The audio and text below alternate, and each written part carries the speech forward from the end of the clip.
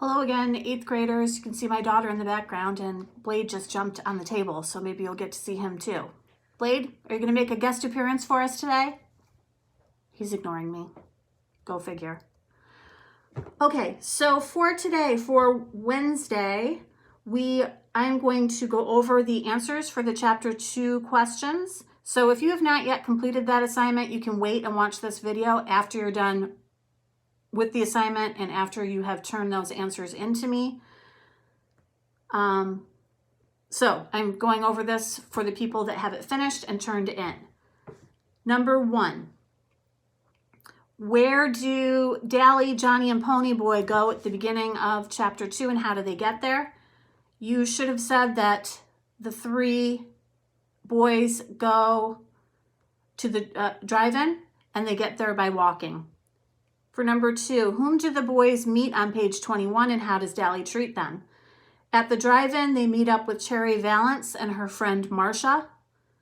Dally is extremely rude to the girls. Number 3, blank is the only greaser who stands up to Dally. That should be Johnny in the blank. Why is he able to do this? Johnny can stand up to Dally because he's the gang's pet. Everyone watches out for Johnny because they know he has no one at home who cares for him. So something to that effect. Obviously, you don't have to have word for word what I do in my answers. Number 4, what happens to scare Johnny and Ponyboy at the drive-in?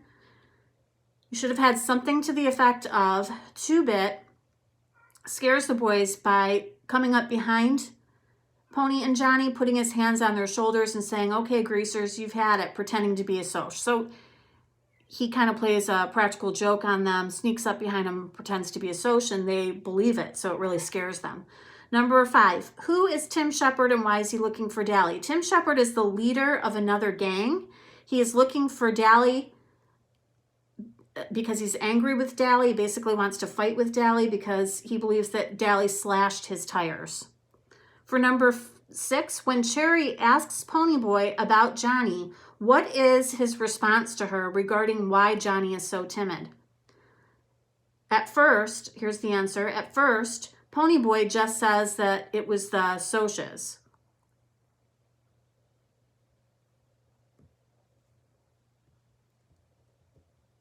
Number 7, blank goes with, so he's not very specific with her at first. Number 7, blank goes with Ponyboy to get popcorn at the concession stand. In the blank, you should have written Cherry. Number 8, what happened to Johnny about 4 months ago? 4 months ago, Johnny was almost beaten to death by 4 Soches in a blue Mustang. Not only did they beat him up severely, they also threatened to do worse things to him. Number 9, what does Johnny carry with him for self-protection? Do you think that this information may be an example of foreshadowing? Explain your answer. So we learned that here's the answer. Johnny carries a 6-inch switchblade with him for protection. This information is most likely an example of foreshadowing. If the switchblade weren't going to be important later on in the story, then the author probably would not have mentioned it. And finally, number 10, explain Cherry's comment, things are rough all over. Do you agree with her? Why or why not? So she's kind of explaining to Pony that it isn't just the people on the east side, the poorer side of town that have problems, that the Soches, the rich kids, people look at them and think they have all the breaks and don't have problems. But she says that's not the case, that things are rough all over, that whether you're rich or poor from the east side or the west side, that you're going to have problems in your life. So you then had to explain whether you agreed with Cherry or not. And like I said, you really can't be right or wrong on that one. So there you have it. You can make corrections as needed to what you had in your packets. Thank you to those of you who completed the assignment and turned it in to me or took a picture of it and emailed it to me. You're doing a nice job with this book so far. Hope you're enjoying it. I will be, So what I would like you to do for tonight is in your packet, you have a crossword puzzle. So you're going to be using the typed definitions to complete the crossword puzzle. Remember with crossword puzzles, you want to do the crossword puzzle in pencil so that you can erase if you make a mistake.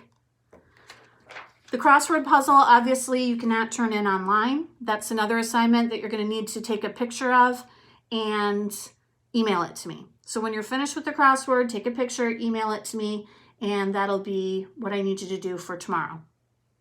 Have a great afternoon, and I'll be back tomorrow with another mini lesson and another short assignment. Thank you, 8th graders. Have a great day. Bye.